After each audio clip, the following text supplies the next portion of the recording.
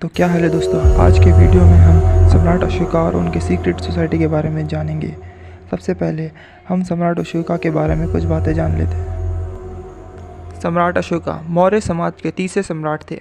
सम्राट अशोका के समय में उनका राज्य लगभग पूरे भारत, अफगानिस्तान, पूर्व में बंगाल और आसाम और दक्षिण में मैसूर तक फैला हुआ था। दोस्तों 270 बीसी में महाराज ज़्यादातर गहरी सोच में डूबे रहते थे, क्योंकि उनके समाज के पास कुछ ऐसे ज्ञान थे जो अगर दूसरे समाज के हाथों लग जाए तो पूरी दुनिया का विनाश कर सकते थे।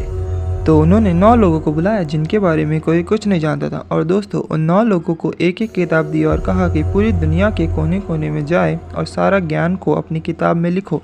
तो सब एक एक विषय के बारे में ज्ञान बटोरने निकल पड़े। तभी इसे सीक्रेट सोसाइटी कहा जाता था, क्योंकि उन 9 लोगों के बारे में कोई कुछ नहीं जानता था। टैलबर्ट मंडी एक फेमस राइटर था। उसके द्वारा 9 अननोन मैन नॉवल 1923 में पब्लिश किया गया था। तो अब हम उन किताबों में क्या लिखा था उसके बारे में जानेंगे।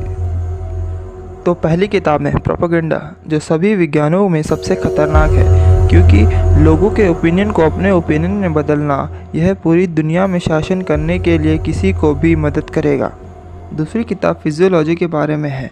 इसमें गुप्त जानकारी शामिल है कि कैसे लोगों को सिर्फ छू कर मार दिया जाए। आपने ये सुना ही होगा कि बॉडी में पिन पॉइंट और नर्व इम्पल्स होते हैं, जिसके ज़रिए ये मुमकिन है। तीसरी किताब में माइक्रोबायोलॉजी और बायोटेक्नोलॉजी, और चौथी किताब में एल्केमी एंड मेटल ट्रांसम्यूटेशन, जिसकी जानकारी से एक आदमी किसी भी धातु को सोने में बदल सकता है।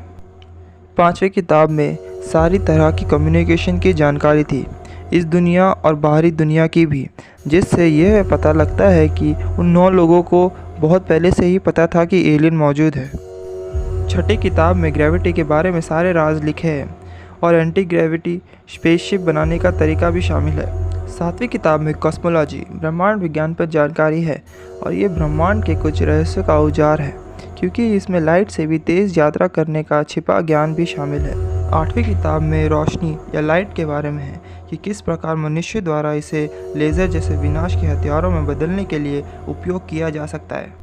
नौवीं और आखिरी किताब सोशियोलॉजी पर है, ह्यूमन एवोल्यूशन और उसके साथ साथ उनके विनाश की भविष्यवाणी की जा सकती है। इस रहस्य ने युद्ध की तेज़ी भी बढ़ा दी।